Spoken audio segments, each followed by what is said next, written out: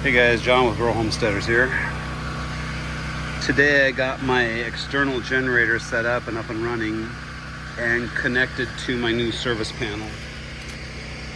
Last year we had a problem with a flood. We had them hook our RV at the time into this service panel, but they didn't close the lid, so it ruined the service panel itself. And so we ended up just having the whole thing changed out. So this is our new service panel.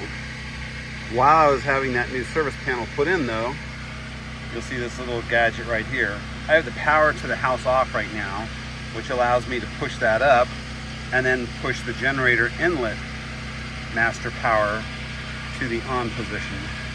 And then I've got all of my switches. I literally have everything on right now. I just don't have anything running on some of it, like the pool equipment's not running right now, which is a 50 amp, which is going to be higher than that 30 amp. So I could turn some of those things off, but if I'm not going to use them, I don't know if I'm going to need to turn them off or not. So I'm not going to turn them off. We're going to see how this works. As we go to use different things, I just have to figure out what is it that I've actually got in here. We're not going to run the spa. We're not going to run the house cooler. Pool equipment, like I said, is off.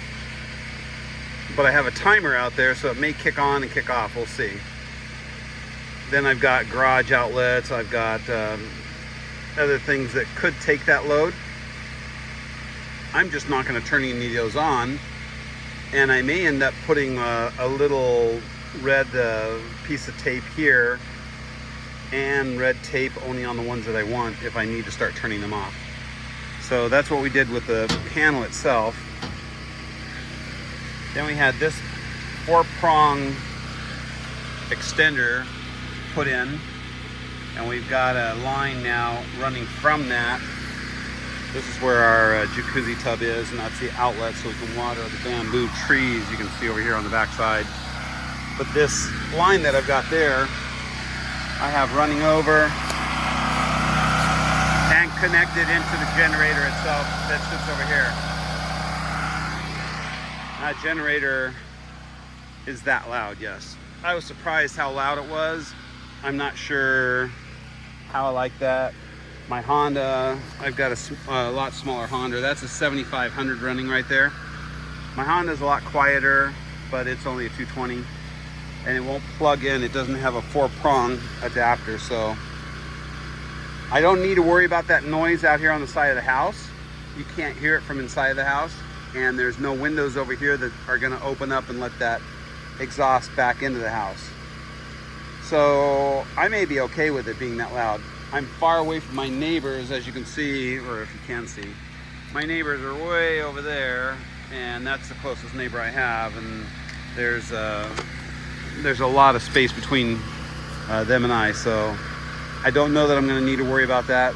But now that I've got the service panel up, and I've got that 4-prong adapter that fits into the generator, plugged into the 4-prong adapter that I had put into the service panel when we put that in, I'm pretty happy. I went inside, everything's on. I put something in the microwave, it ran, no problem at all.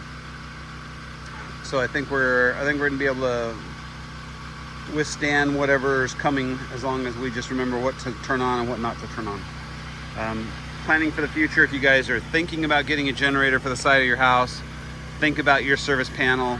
Think about having a breaker in there and a 4-prong off to the side, a 30 amp, so that you can connect into it, and you'll be set. Thanks for watching.